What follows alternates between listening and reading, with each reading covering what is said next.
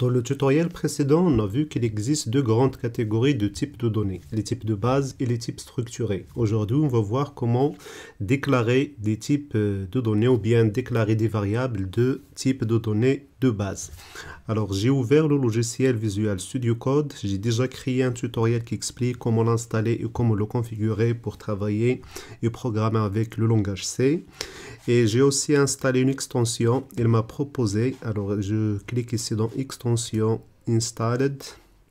Il m'a proposé l'extension, voilà, CC++, extension pack que j'ai installée.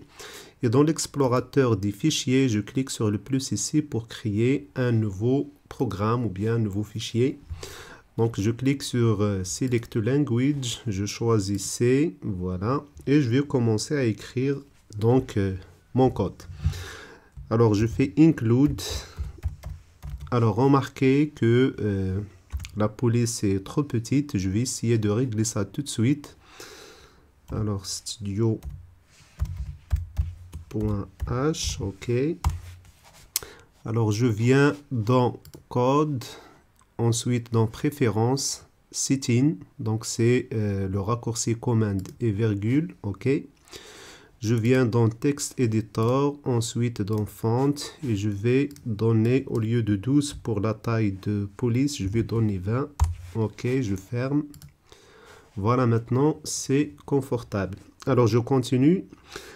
Ensuite, je vais déclarer la fonction main. On a dit que c'est obligatoire et elle est présente. C'est la fonction principale. Elle est toujours présente de n'importe quel programme écrit en langage C. J'ai déjà créé aussi un tutoriel dédié à la fonction main dans la playlist. Ok, donc pas de paramètres. Les accolades ouvrantes et fermantes. Et puisque j'ai déclaré ici le type de retour entier, c'est le type par défaut, vous pouvez l'enlever. Puisque c'est le type par défaut, ça va vous générer ici dans le terminal, pas une erreur d'exécution, mais un avertissement. Donc comme ça, je laisse int et je fais return 0 puisque j'ai déclaré le type de retour à int. Ok. Maintenant, je peux commencer à déclarer les variables des types de données de base. Je commence par int, c'est-à-dire un entier. Je vais déclarer une variable nommée A et je peux l'initialiser via le signe égal à 2022 par exemple. Ok. Je peux déclarer une autre variable short. On a dit short int ou tout simplement short, c'est aussi possible. B. Et je vais y mettre par exemple la valeur 12. Ok.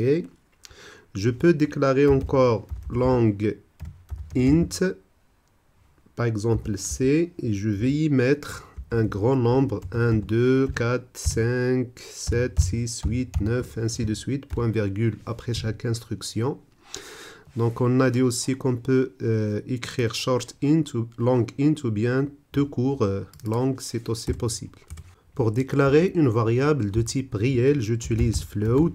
Donc je peux la nommer, donc A, B, C, je peux la nommer D pour rester simple. Reçoit 2, 5, 7, n'importe quel chiffre. Et j'ai dit qu'on utilise point à la place de la virgule. Voilà, point virgule pour mettre fin à l'instruction. Je peux déclarer encore un nombre de type double. Je peux nommer cette variable E, A, B, C, D, E, ok. Reçoit un grand nombre à virgule. Voilà, point, encore des virgules après, des chiffres après la virgule, après le point. Et point virgule pour mettre fin à l'instruction. Pour déclarer un type de données caractère, j'utilise le mot-clé char. Je peux nommer la variable f et je peux y mettre soit donc le code, la lettre donc S, le caractère S en majuscule, et je peux aussi y mettre donc char A, B, C, D, E, F, je peux G reçoit 66 par exemple, c'est le code ASCII de B en majuscule. Donc c'est possible les deux. Ici les deux guillemets, les deux apostrophes, pardon, informent le compilateur qu'il va convertir ce S majuscule en code ASCII équivalent. De toute façon, le type char, ça contient toujours le code ASCII, c'est un entier de caractères.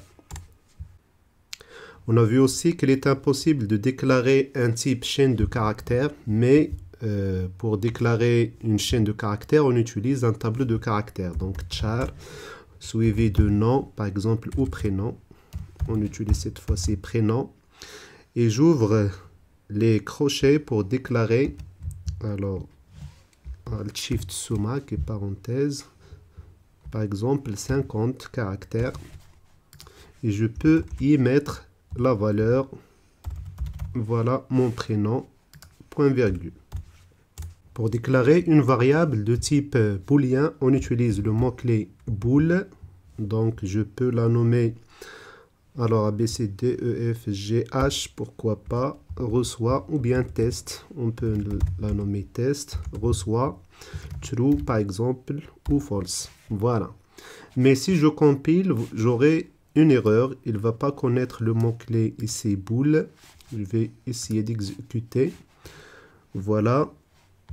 Donc, noun type name bool, comme j'ai dit. Donc, pour utiliser bool, on a vu qu'il faut déclarer une bibliothèque. Donc, include std pour standard bool.h. Command S. Maintenant, alors je peux déjà l'enregistrer, c'est bien. Donc, je vais le mettre dans exercice et je peux nommer le fichier type de données langage C. .c, c'est l'extension du fichier enregistré. Maintenant, si j'exécute, alors j'ai aucune erreur. Clear pour effacer le terminal. J'exécute à nouveau. Tout est bon. Donc voilà, on a vu donc les types entiers, int, short et long, les types flottants, float et double, les types caractères, les types chaîne de caractères et le type booléen. Et à noter que ici, je peux, dans un nombre float, par exemple, alors je peux la nommer h, reçoit un nombre entier, ou bien reçoit a directement.